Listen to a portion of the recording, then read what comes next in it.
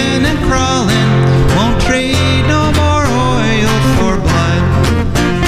The sun done give us all we need to make this country run. But that black demon oil's got us fussing and fighting, and I do believe it's time we was done. I don't want them nukes run by them kooks who think radioactivity is fun. No more three-headed frogs or kids with leukemia. Nuclear power ain't fit for a dog. The sun done give us all we need to make this country run. But that nuclear power's got us fussing and fighting, and I do believe it's time we was done. No nukes! Good morning, Toledo, and good afternoon, Columbus, and hello to those of you on the internet, wherever and whenever you may be. My name is Joe DeMare, and I'm here with my co-host, Rebecca Wood. Yes, and together, the two of us, and hopefully you, will be crafting an hour of unforgettable radio called For a Green Future. For a Green Future is a show where we talk about ecology and the environment, and we talk about them in the ways that they affect you, your wealth, your health, your happiness, the wealth and health and happiness of your friends and your family, and the migrating geese that are flying over your house this week, and pretty much everybody and everything, because here we are all wrapped up together in this wonderful little sphere called planet Earth. And we got a great show lined up for you today. We're going to chat for the next 10 minutes or so, just about whatever we want to talk about. Then we have a guest, a frequent guest of the show, Diane D'Arrigo, and we're going to talk a little bit about the Ukraine nuke situation, but we're going to take a slightly different tack this week. Instead of talking about an issue with Diane, we're going to be talking about a person, which I think will be interesting and valuable. Then we have our interesting and valuable ads and patrons. We're going to hear from them at the bottom of the hour. And then Rebecca, speaking of interesting and valuable, what will you be talking about? I'll be talking about Nobel Prize winner Rigoberta Menchú. Okay. So that's after we hear from our ads and patrons. And then ecological news. We got some ecological news stories. And I searched low and high, and I did find some nice upbeat ecological news to end the show with. So something to look forward to. One thing I wanted to talk about this past week was March 11th. It was the 11th anniversary of the Fukushima nuclear disaster. And as you know, regular listeners of the show know that we participated in something called Unplug Nuclear Power in my household. And that is where we tried to boycott grid power for the 24 hours of March 11th as a protest against nuclear energy. This year's Unplug Nuclear Power at my household was kind of interesting because it snowed, and wowzers! We were trying to be at level 4, which is putting more power on the grid than we took off. But the solar panels got covered with snow, and there was no direct sunlight. And even though I got out there with my Swiffer and cleaned the solar panels off, still all day long I only managed to generate about 2 kilowatt hours. Need you little mini wind turbine. They call them windmills. Actually, they're this huge tradition in the Midwest of windmills. In fact, which people are saying are so horrible and scary, unnatural and destructive. But look at the Wizard of Oz. The windmills. Yeah, and Dairy Farm had one at one point. Exactly, right. They had electric generating windmills and some batteries, and before they electrified the rural America, that was very typical. I mean, wind power was what was powering the farmsteads, the homesteads, as you say. And I'd love to have a windmill in addition to my solar panels, but I could just imagine what the city of Bowling Green would do about that. They're already... they already have fines for so they're instituting capital punishment for home windmills now, yeah. Yeah, or imprisonment. They just come along and shoot you. It's possible. I don't know. I'd appeal before the utility board, but let's see what they'd say. They'd be like, no. So, but even though I didn't manage to generate more than I used on the 11th. I did manage to generate that 2 kilowatt hours, and so that reduced. And since I was also doing severe conservation, that reduced what I took off the grid to only 5 kilowatt hours. So it only took me 5 kilowatt hours to get through a very cold day. Excuse me, a very cold day with the furnace going, and keeping the. I did turn the thermostat down a bit to 67, but literally only 5 kilowatt hours, which would translate to about 150 kilowatt hours a month. And the typical American household uses about 700 kilowatt hours in a month. And so I have a big old house, which unfortunately is not yet well insulated. So it was just a reminder of what we need versus what we want, if you know what I mean. I mean, to go down to the essentials, refrigerator, freezer, sump pump, furnace, I could get by in the winter time using only 150 kilowatt hours a month, and so that other 450 kilowatt hours that a typical household uses every month is all stuff that's nice to have, but it's not what you'd call absolutely essential. And it's just always a good idea to know what's really essential versus what's just, I like it. I'm not saying we should give up things like having your computer go on or watching TV every day for the rest of our lives, although probably our IQ points would go up quite a bit as a country if we did do that. But it is always good to know. Don't count on it. There's YouTube. Oh, yeah, that's a good point. My contribution was pretty much to try and turn the television off. My roommate likes to always have the television on because it makes her not feel lonely or something. Mm-hmm. But I hate this because when I go and sit down in the living room, it means I can't hear the mind-corrupting drivel that I want to watch on my phone. As opposed to the mind-corrupting drivel on the television. Right. So I resent it. Yeah, everybody has a different take on a different flavor they prefer. Yes. But it's just very, it's good to know what's essential, what you got to have, heat, food preservation, keeping your basement from flooding, to what you want to have, which is entertainment. And every time we do this, we rediscover that, hey, there's other ways to entertain ourselves. We could play games, we could read a book. Gosh, when's the last time people did that? So I wanted to ask if anybody else in the listening audience, if you participated, what your experiences were, and what you thought of it. Did you learn anything? And it does always seem to happen that when I do that, when I turn off all the electricity, I sleep better that night. It's like I sleep sounder. My dreams are better. I don't know if there's any real connection to it. Maybe it's just psychological, but it was very nice.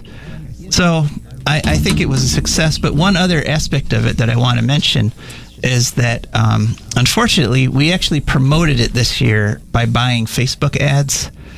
And what Facebook does is, they have profiles in everybody, and so they try to get the most quote-unquote engagements, which is just people responding. And unfortunately, the people that were most likely to respond to the call for protesting nuclear power were rabid pro-nuclear trolls. So our wonderful little ad saying join us. I'm picturing them. They have a lot of facial. There's glowing green with a lot of facial tumors. Only trolls. Could be. I haven't. They didn't post pictures of themselves from those part. I tend to picture literal trolls when people say that. But they were extremely negative. They came on and they were saying all kinds of terrible things about us, and and making claims that we were just out for money, which, trust me, Unplug Nuclear Power is not a money-making venture. I'm out for some money, but I ain't going to make it this way. Yeah, and it just reminded me of how far we've come from actual discourse, where people are like using the commons to try to figure stuff out. Now it's just who could we trigger, and unfortunately, I also I'm unable to just sit back and take that kind of abuse. I always have to respond. And, for example, one of the trolls said, you guys are as dumb as rocks. And I had to put in there, well, at least you recognize when someone's smarter than you. Joe! Savage burn! I know, it's so snarky. And I can't help it. It wells up from some deep Italian place in my soul. And they say you're not supposed to do that you're not supposed to respond to the negativity with more negativity. But gosh darn it, I'm tired of letting these guys just say these terrible things and, not get challenged on it because... Oh, well, anyway. So, on to a lighter note. On the plus side, it was pretty funny. Right. Well, thank you.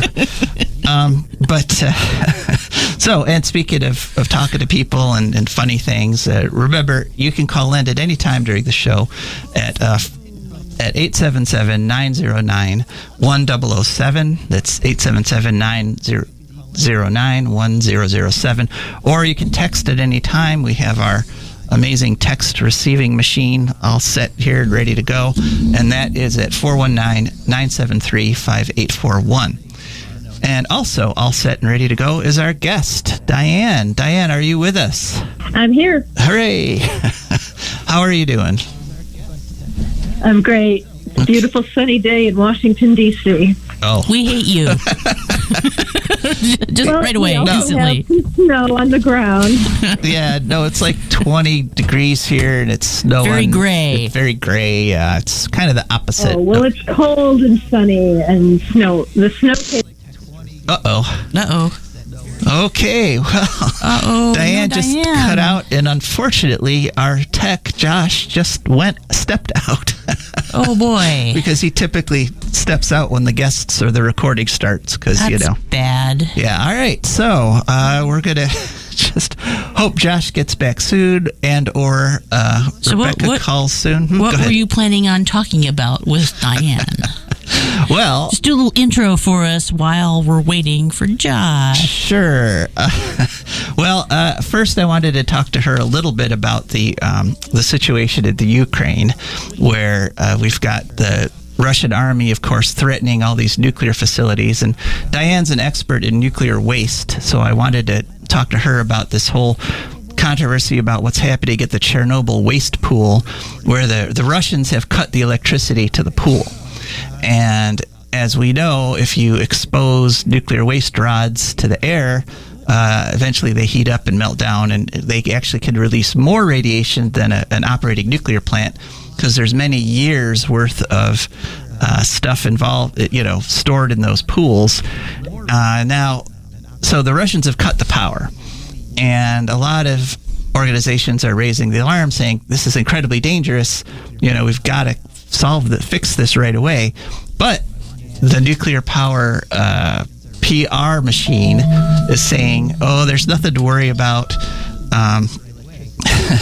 It's going to take a long time before things get serious. And hi, Diane, are you with us? I am. Okay. But I was calling that other number. Are we okay right now? We are, because what I've done is I've put you on my cell phone, and I'm holding my cell phone up to the mic. Unfortunately, our tech stepped out of the office just as you called in. So. This is his potty break, I think. He may be gone a while. Right. So I was just telling Rebecca that I wanted to talk to you first a little bit about the situation in Ukraine, where the waste pools are no longer at Chernobyl are no longer getting water circulated over them. The groups like the International Atomic Energy Agency are putting out these public statements saying, essentially, it's nothing to worry about. It's okay. This is old waste. It's not that hot. Blah blah blah. And I'm wondering what the opinion of someone like yourself, who's kind of an expert in nuclear waste, do you share that opinion that this is not something serious or something we need to be concerned with? The whole situation of war in a country with nuclear power is the height of distress.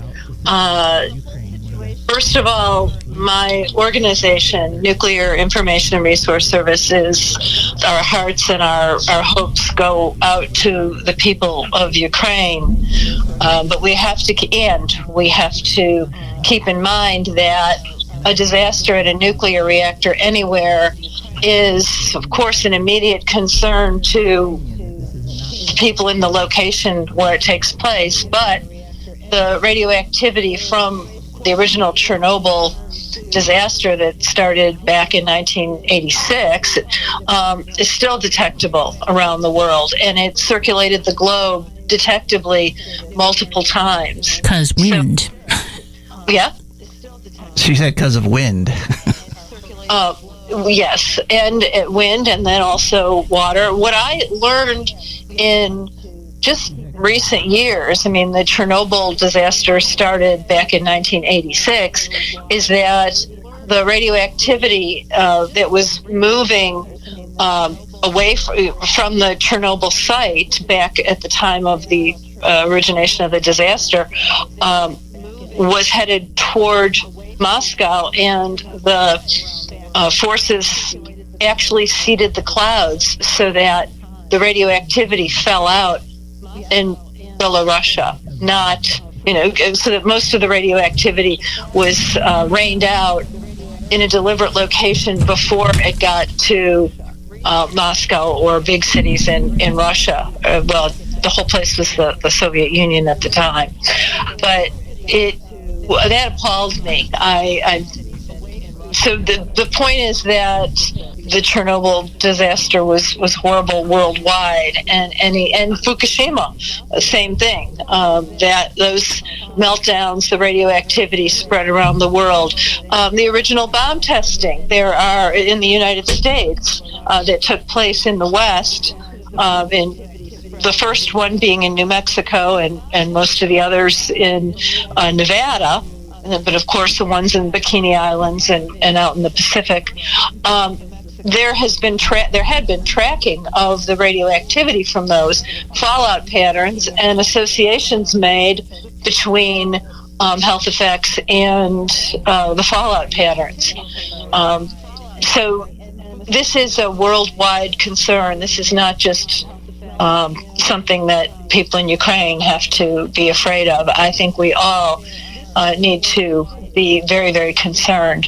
And it's a distressing and unjustified act of aggression. Although if you look at the situation between, if you jump to nuclear weapons, there have been buildups of nuclear weapons pointed at Russia, and of course Russia's got their nuclear weapons on hair trigger alert. We are just minutes from a potential nuclear weapons disaster if you look at the Bulletin of Atomic Scientists clock. And there are folks in the West who have been every summer blocking, not blocking, but protesting, occupying the area around the Buchtel, Germany nuclear site to try to stop nuclear weapons from being pointed at Russia, at anyone. So it's a clear connection between weapons and power. Right. Now, you mentioned Fukushima, and one of the things about the whole situation where the IAEA is putting out all these reassurances.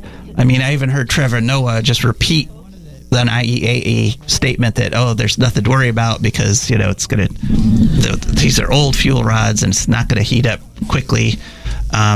It's those statements, these statements are eerily familiar to me because they sound just like what the IAEA was saying about Fukushima just before Fukushima blew up and melted down. They were saying things like, there's all these redundant backup systems and there's no way it can melt down and we're going to be safe. Don't worry about it. And I'm just hearing this again, and this actually makes me more concerned about the situation because when the pro-nuke people start getting out into the media and saying there's nothing to worry about, to me that's what it's that's when you really start worrying.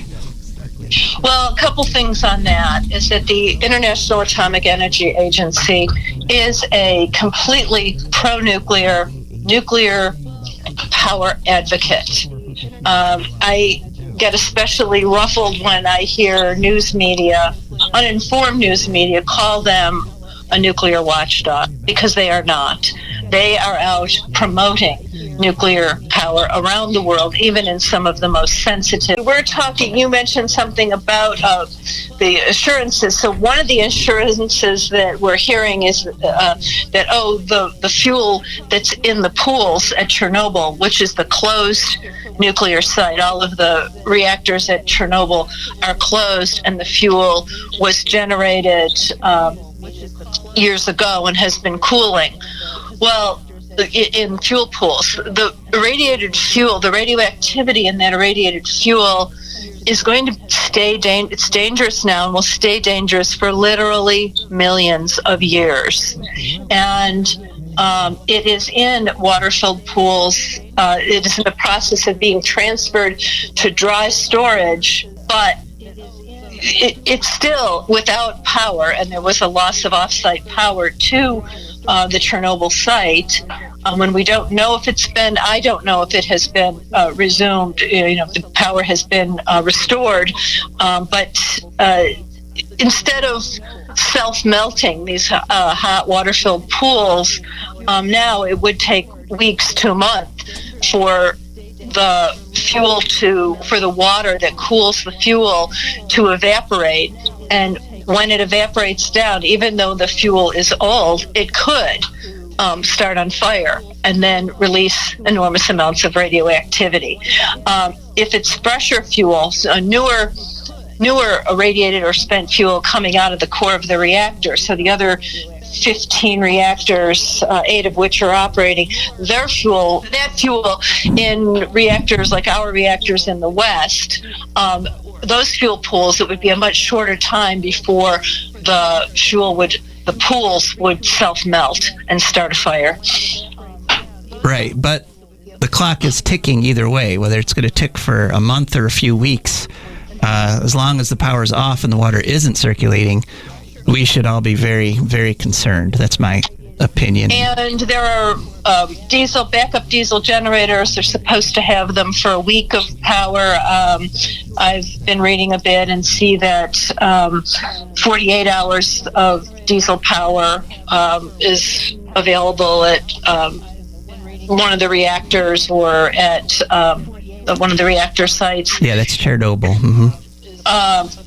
Or it might have been the one that Zaporizhzhia.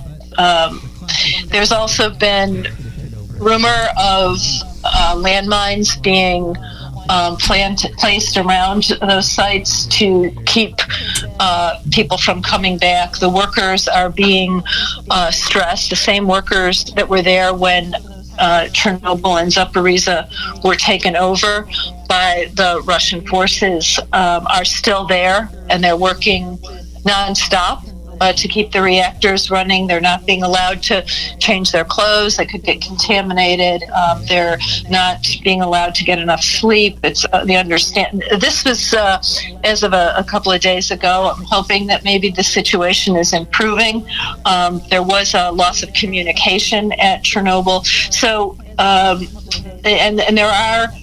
So the reactors at Chernobyl have been closed, and there are 4 sites, other sites in Ukraine: Rivne, Khmelnytsky, the South Ukraine reactors, and Zaporizhzhia, each of which have more than one reactor, from 2 to 6 reactors at each of those sites. And the Zaporizhzhia one has been taken over by the Russians. And one thing I want to say that's heartening is that unarmed civilians blocked the roads, all pathways to Zaporizhzhia, to try to prevent the Russian troops from coming in and taking it over. And they were eventually not successful, but it's very important to see that people are really resisting in Ukraine. Yes. Well, and so speaking to people, believe it or not, this isn't why I asked you on this week to talk, just to talk about the Ukraine. You guys are having an event honoring a person, and I wanted to talk a little bit about that event because one of the reasons that I did this show was to sort of show people that environmental activists are not these weird people the way they're described in the right-wing media. They're really pretty nice people, pretty cool people, and you're going to be honoring one such person, aren't you, in the coming week? Could you tell us about that? Yes, we are doing a Lifetime Achievement Award. The Nuclear Information Resource Service and Alliance for Nuclear Accountability are awarding Bob Alverez with a Lifetime Achievement Award. Bob is a longtime activist and self-trained, but extremely well self-trained expert on nuclear weapons, nuclear power, radiation, and has been at it with his wife who died a couple of years ago, Kitty Tucker. So Bob Alverez is being awarded a Lifetime Achievement Award this coming Saturday, March 19th, 2020. 2022. Time's flying. As Bob says, time flies if you're having fun, and even if you're not. So he has had a variety of chapters in his career. He started out as a researcher and activist working on health issues in the Pacific Northwest. He's originally from Cleveland area, Ohio. I don't know if you knew that. An Ohioan. Or no, wait a minute. Have I got that right? Yeah, Cleveland. Yeah, Cleveland is definitely, we have to take full responsibility for Cleveland here in Ohio, yes. Well, I wanted to make sure that was Bob's home. Yes, that's where he started out. He and his wife, Kitty, were very instrumental in publicizing the Karen Silkwood murder and the plutonium contamination of her home before she was murdered. And she worked at Kerr-McGee, a nuclear facility in Oklahoma, and was about to reveal to the New York Times. She was driving to meet a New York Times reporter, had been working in conjunction with the union at the time, the Oil, Chemical, and Atomic Workers, to reveal information about the Kerr-McGee nuclear operations in Oklahoma, and she was driven off the road. The papers were taken, and so Kitty Tucker and her husband Bob Alverez worked with the family and were able to eventually get compensation for her from that injustice. So it's not just some wild conspiracy theory. It was actually tested in court to the point where compensation had to be paid, right? Yes. Yeah, and that was later made. The story was later made into a movie, correct? Yes, it was. Yep. Starring Cher and Meryl Streep. Yeah, and so that's a really moving story. If anybody's interested in that, they should definitely try to find the movie Silkwood. And, it just... And if people want to join, watch, participate, if you know Bob Alverez, and so that was one chapter. I'll tell you a little more, but I wanted to say if people do want to join in, if you go to the NIRS website, www.nirs.org, there are some banners that run across, and one has a blue banner, and it's got a picture of Bob, and you can click on that and you can register to join the event. It will also be on Facebook. I think we're going to be doing it on Facebook Live. You can at least sign up for it through Facebook. So you can register for the event, which is next Saturday. And what we're going to do is have folks speaking about Bob's achievements. We'll be giving him his award, and then we're hoping that we're going to be able to open it up for people to participate. We're not quite sure on technology if we'll be able to pull that off. But the other things that Bob has done for 5 or 6 years, he worked for then Senator John Glenn from Ohio, and was the chief nuclear expert and for the committee that Glenn was the chair of, and he was able to get a law passed of course, a lot of people worked on this in many places around the country, but the Congress, under his guidance, passed the EOCPA, Energy Employees Compensation Act, which helps atomic workers, families with atomic workers with compensation for the health suffering that they incurred because of their service in the nuclear arms race, in the nuclear weapons complex. Yeah. Another very sad story, but I wanted to, highlight him both because you're having your event and because kind of this is sort of like the archetypal description of an environmental activist. As you say, largely self-educated, but educated to a high degree nonetheless with factual information and, often having to go against the quote-unquote official story and, just facing incredible odds and incredible, sometimes dangers like Karen Silkwood did. I mean, it was terrible, but also very selfless, very self-sacrificing, and very concerned for the welfare of everybody in general and not themselves. They're a lot of people try to paint environmental activists as sort of like trying to and puff themselves up, but really people like Bob Alverez are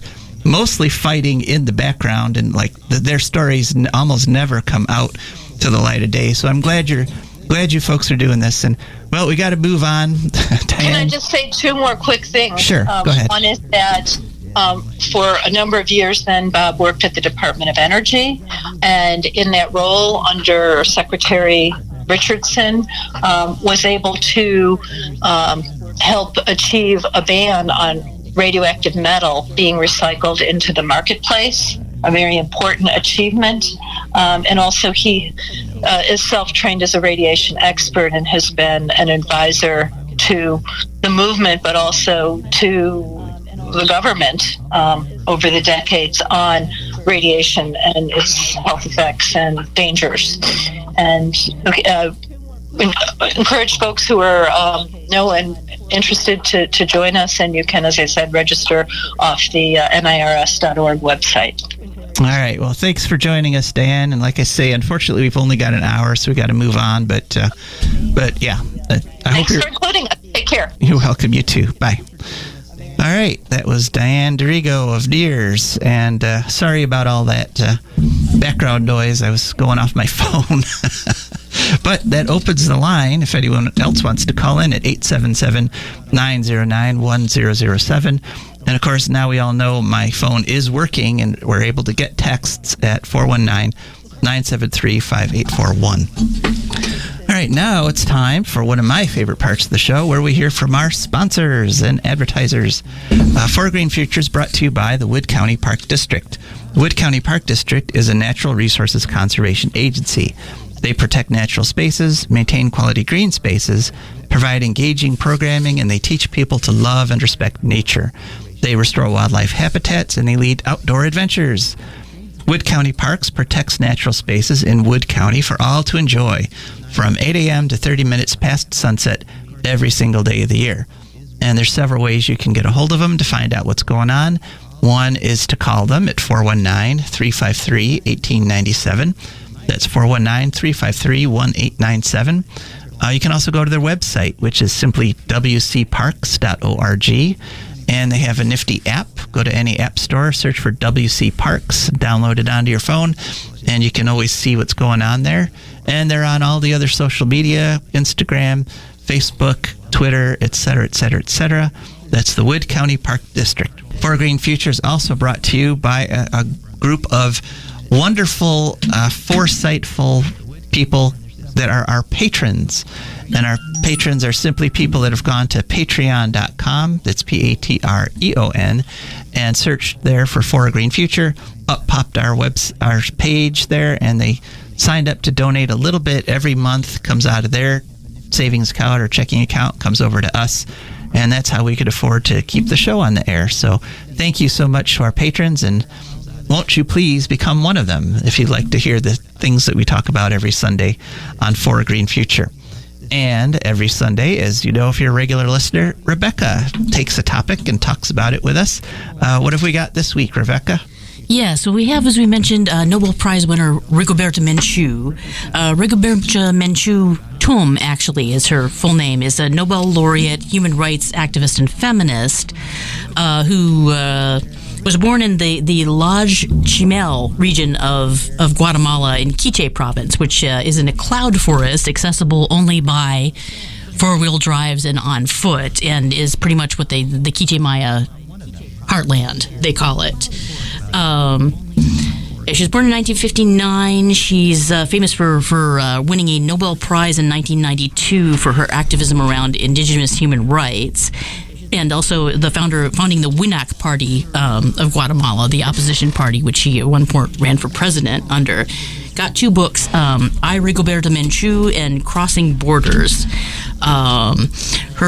She's been influenced by both Catholicism and the Mayan religion, which emphasizes harmony with nature, and she lost both of her parents and two sons in the 36-year civil war in Guatemala. Something like that. It was long. It was several decades long. Yeah, according to Medium.com, there's an article by Shobarao P. of June 3rd, 2019. The reason why she's environmentally significant and her struggles with human rights for indigenous peoples are significant is because indigenous lands are 20% of the world, but 80% of the biodiversity, therefore extremely important towards halting global warming. Because indigenous people tend not to do things like just clear cut their land. There you go, and it's being handed over just without even asking or telling or anything. It's been handed over to agribusinesses for agribusiness and resource extraction a lot. 1,000 environmental defenders apparently were killed between 2000 and 2018, according to Global Witness, the Global Witness group. Almost half of those were indigenous. And in Guatemala, indigenous and African peoples have been systematically marginalized, basically. So it's actually a country where there's, I think 60%. There's it's the Latin American country. We learned this way back in the 80s, and when I was in Latin American Studies major, it's the Latin American country that has the highest indigenous population or percentage of indigenous heritage overall. So really, almost everybody is Maya, and there's a few white people who control everything, including the land. So yeah, this all started there. The struggle started because there was a President Arbein, I believe, who was democratically elected in 1954 and instituted land reform, which is the same thing, if you'll remember, that the Mexican Revolution of 1910 was about. Land reform, very big deal in Latin America because the indigenous people used to own all the land, and then the Spanish plantation owners just basically slaughtered them and enslaved them on their own property. So this touched on, he was overthrown. I think America had something to do with that, actually, financed it. There was a 36-year civil war in which 100,000 were killed and 40,000 disappeared, meaning nobody ever found their bodies. And it was just basically a massive genocide against the Quiché Maya. 60%. Yeah, I was right. Guatemala is 60% indigenous. So, she doesn't match our image of what is an environmental activist. I think because we only think of people, we have this sort of artificial, weird notion in Western culture that it's only environmental activism if it's not in any way connected to the welfare of people, which I think is largely an environmental myth, a negative, hostile myth about environmentalism. Yeah, it's that image, that idea that environmentalists care more about trees or whales than humans, that has been put forth by the resource extraction industries. That's been a very deliberate. Right. But there's two basic there's a grain of truth there in that there's two basic kinds of environmental activists: the people who are financially secure enough to be able to do activism, who are middle class and up, and then there are the ones who have to do it because their back's against the wall, and it's a survival issue. I'm not entirely comfortable with that, because when you put those two kinds of environmentalists together in a room working on an issue, the differences kind of evaporate. I mean, they're both humans. Well, they're trying to both save the kinds of planet. environmental activists. Yeah. And they both are coming at kind of the same goals from different angles, but they're coming to the same goals. Yeah. So, yeah. All right. Well, thanks for telling us about. I know. Oh. As I've lived most of my life in low income urban Ohio, and I know an awful lot of people who've died of liver cancer. Mm-hmm. Right. And yeah, if you really need somebody to step forward and just sort of start connecting the dots and teaching themselves, this Right. chemical that was put out for this many years causes liver cancer, and we have this many people with liver cancer. Maybe there's a connection. I mean, Exactly. and without someone like that stepping forward, generally what happens is the ill just continues and people just keep dying. And so environmental activists are absolutely essential to the green future that we're working towards. Exactly. Yeah. All right. Well, thanks so much, Rebecca. And so this was a very person-centered episode of For a Green Future. Kind of was, yeah. Yeah. But now on to ecological news. Okay. And I wanted to talk a little bit about Biden's first story, Biden's Build Back Better, or as we call it here, the Build Back Browner plan. He has called for a quadrupling of logging on old-growth forests, and we're seeing that in this effect in a lot of the forests already. One notable one just outside of Yellowstone, there's a place called the Northern Hebgen Forest. That the bison that we like to talk about, they typically migrate out of the park to go to this forest to have their calves. And right now it's being clear cut, and they're using the excuse of fire prevention in order to justify it. But unfortunately, that was Donald Trump's plan to prevent forest fires, is cut down all the trees. Unfortunately, that actually doesn't work, because logging creates something called slash, which if you've seen a logging truck carrying logs down the highway, you know that all they're carrying are the main section of the main trunk. They're nice little cylinders that are going to get turned into furniture and toilet paper and things like that.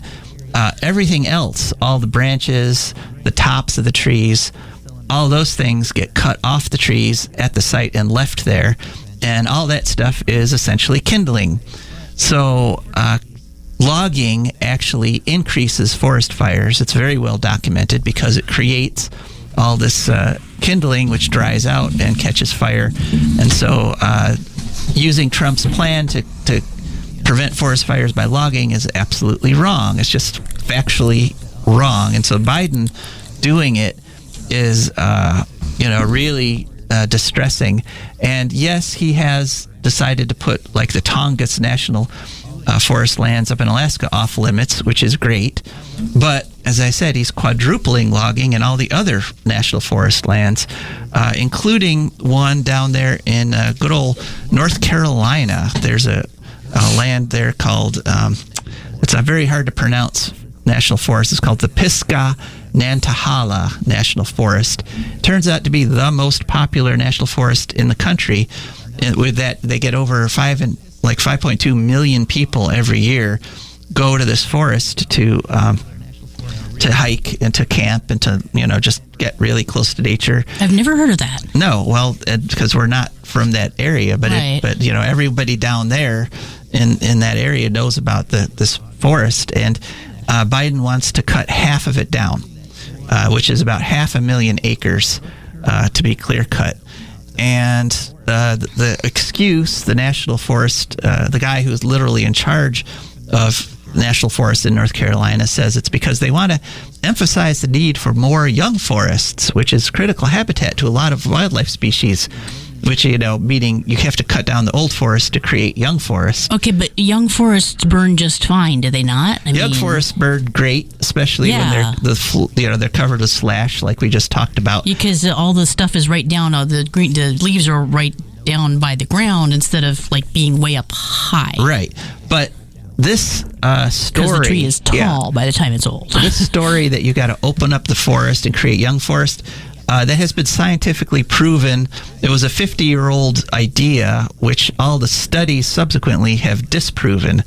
And so, the idea that these young forests are going to absorb more carbon because they're growing so fast, that's absolutely false, as we know, because what has happened is they discovered that after you cut the trees down, that's just the beginning of the carbon getting into the environment, because all the soil, which is actually where most of the carbon gets stored, for the next 20 years or so gives off that carbon as the sunlight hits it and breaks down the complex chemical compounds that have the carbon in them. All that carbon evaporates up into the air. So once you cut a forest down, it goes from a carbon absorber to a carbon emitter for about 20 years, which is 20 years that we don't have.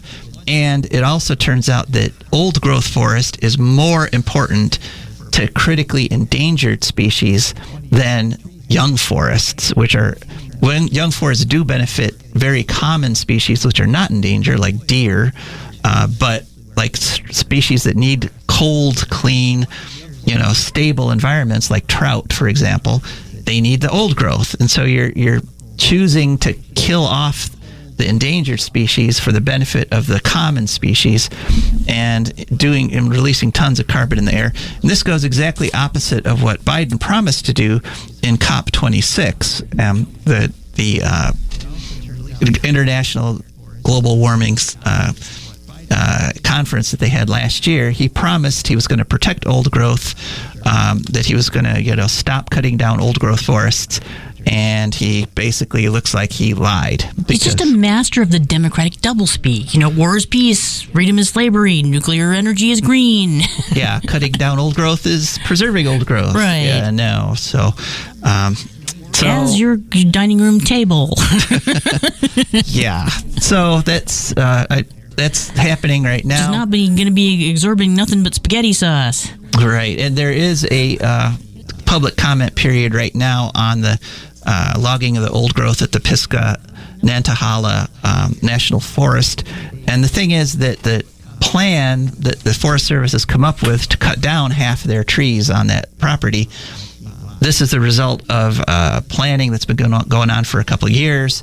And that when the public comment period was open for the planning part of it, they got more comments. They got millions of people, 92% of whom said, don't cut down half your trees, but they're ignoring them, as the Forest Services want to do, and they've decided they're going to go ahead and try to cut it down. But there is a public comment period open right now, so if you're someone who's interested in preserving old growth, you can go to the Forest Service website and comment on the Pisgah Nantahala plan to cut down old growth. All right, on to our next story, which is a scientific story. We've talked in the past about Phragmites, which is an invasive species that are crowding out cattails and other marsh plants. And I found an article that answered some questions for me, because I've seen conflicting things, that Phragmites is an invasive species from Europe. Also, I've seen that it's been a native species that's been here in the U.S. all along. And it turns out that Dr. Keith Clay, who is, he led a study that turned out that they studied the Phragmites, and it turns out the North American Phragmites and the European Phragmites are significantly different genetically. So that lends credence to the idea that they're actually two separate species, Phragmites australis, which is the invasive one, versus Phragmites americanus. And turns out Phragmites australis, at some point in its history, it had what's called whole genome duplication, which means all of a sudden every single one of its genes, instead of having one copy, it created two copies of every gene. And this is also kind of the strategy that there's a bacteria called radiodurans that can withstand incredible amounts of radiation, because they have a double genetic sequence. So if one part gets destroyed, the other part's there to back it up. And what this created for the European version is a very strong stress response. So if insects start eating it, or if the land around it gets disturbed, or if it's exposed to some sort of disease, it's twice as resistant as the American version of Phragmites.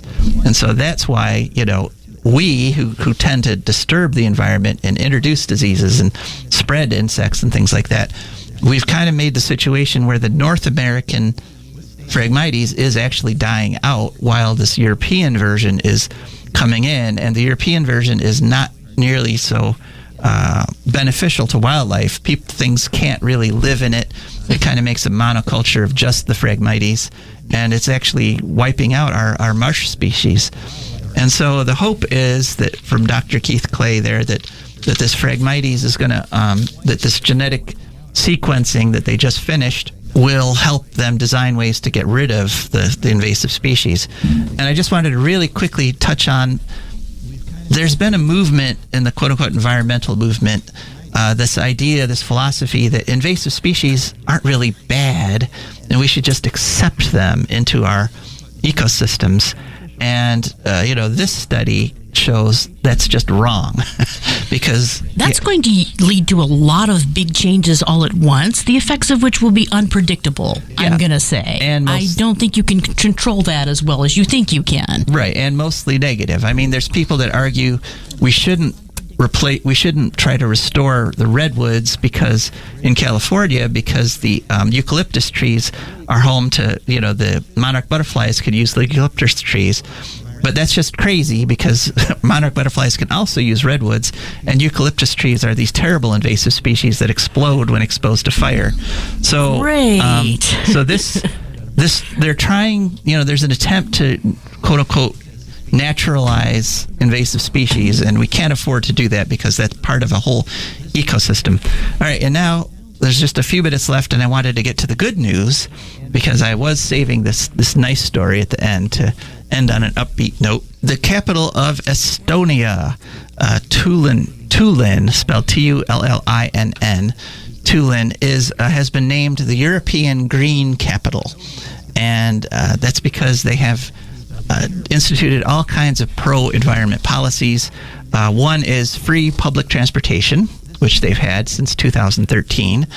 Another is that the city is 20% park, and that's versus like Paris has like a 10% park. Are you sure that's not Tallinn? It could be Tallinn, yeah. Oh, well, it's TU. Well, check it out on your cell phone. I'm pretty sure it's going to give me something to do. Tullinn. And they have what are called green corridors. That means they've created these links between the different districts of the city. The city's divided into 8 districts, and they've connected all of them with these walking paths that are lined with these huge plantings full of flowers for pollinators. Oh, yep, Tallinn, yeah. Thank you, Rebecca, for proving me wrong. My terrible handwriting. You can Tallinn, Tallinn. Correction next week, and that would be awkward. Yeah, save time. So these green corridors that link the different districts of the cities. They also created cycling infrastructure, where they literally have taken roads away from cars and said, "Okay, good. Bikes, here you could have this road." The cars have too many. Exactly, right. So they're really working on that. It's also been named the most livable city, the best quality of life in all of the world by the Essential Living organization, because they have low pollution, inexpensive cost of living, low crime. It's the best quality of life. And so here's at least one place in the world, Tallinn, where they're really trying hard to create the green future that we've always been talking about here, a future that's where you're better off, you've got more money, and you're doing better. That's the green future. So thanks very much for listening. We're out of time. This is Joe DeMare and Rebecca Wood. We're signing off. Frogs or kids with leukemia, nuclear power ain't fit